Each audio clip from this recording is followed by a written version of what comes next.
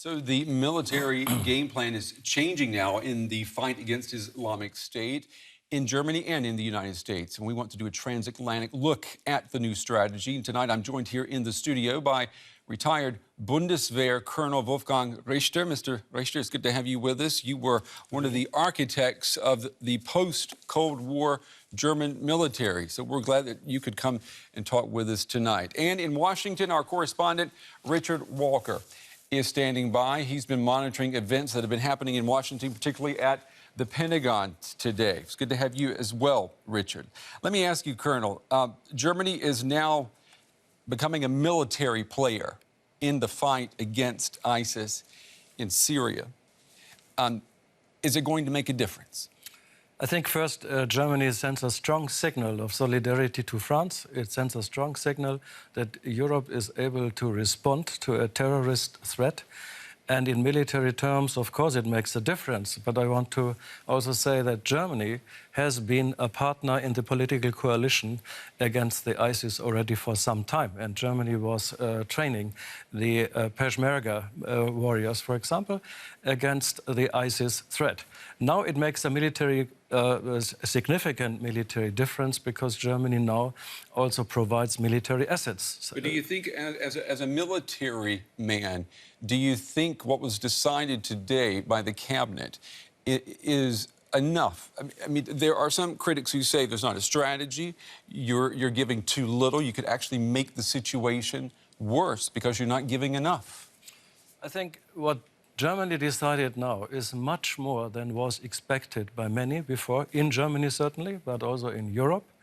And it makes now, Germany now contributes, makes a significant contribution to the war against ISIS by providing reconnaissance assets that are force multipliers that can make the bombing campaign more precise, more direct, more immediate.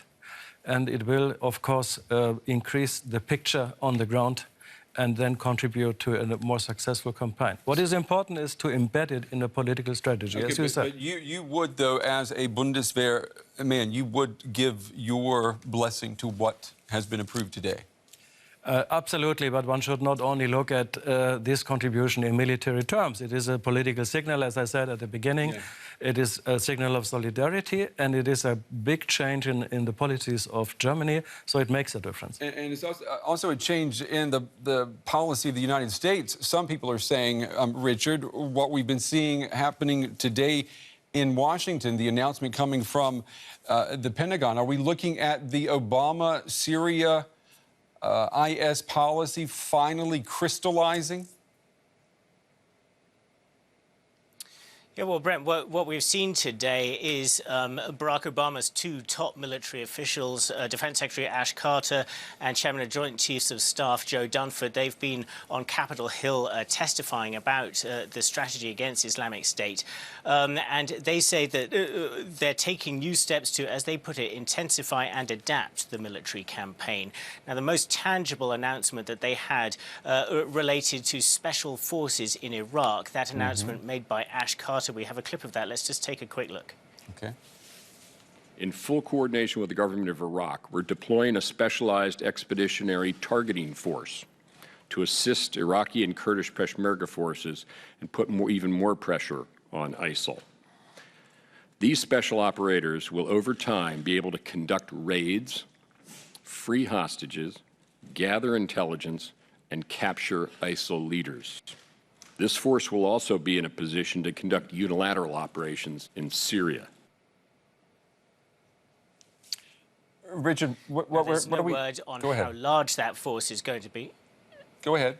There's no word on how large that force is going to be. The word is that it could be around 200, so pretty small, and it comes after just around 50 special forces were sent into Syria just recently. But this does look like the most aggressive ground force that Barack Obama has so far sent into the region. The question is, to get back to your question, does this amount to, a really new strategy from the US? I think it really doesn't. This is an incremental step. Go back as far ago as September 2014.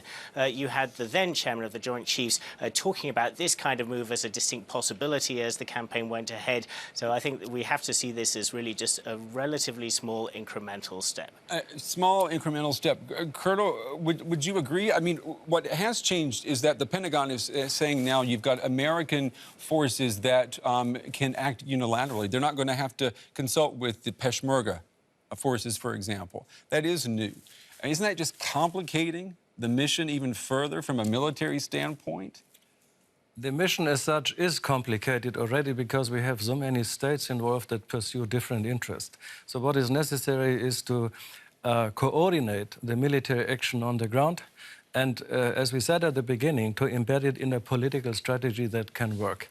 So Germany is not thinking about forces on the ground, for example, but that's what the opposition says here, Colonel, is that there is no political strategy. No one can tell you what's going to happen if coalition forces come face-to-face with Assad. No one's going to tell you that there is a guaranteed answer to the question, what will happen to him? In this crisis situation, I think nobody can forecast the exact outcome. But what one can do is to embed that military action that is absolutely necessary to destroy ISIS at its very power center, to embed this in a political strategy that can work. And what we have seen is that the international support group for Syria has made efforts, so far quite successful efforts, the first time in the whole period of the civil war, to unite, to fight ISIS, despite all the different interests 17 states pursue. Richard, before we let you go, too, we also have to remember that President Obama is, he's approaching the end of his term.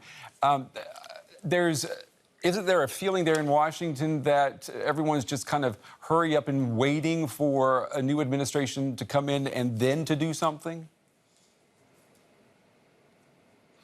Well, I mean, certainly the criticism all along of Barack Obama has been that he hasn't been prepared to at least present a really substantial strategy to defeat the Islamic State. And, as we were just saying, it doesn't look like this is some great big new strategy either. Ash Carter on Capitol Hill insisting that they do have a strategy, which does mean U.S. air power, small contingents of U.S. special forces and other troops on the ground, and then trying to harness what he calls capable, motivated local forces to seize territory from Islamic State and hold it. But I think there is one thing that I would certainly flag up in what Ash Carter was saying on the political front, as you were just mentioning. He said that the diplomatic efforts to end the civil war are the first and absolutely critical line of effort in our strategy. So quite strong language on that. Exactly. And, of course, that is, in unison with what you've said, Colonel.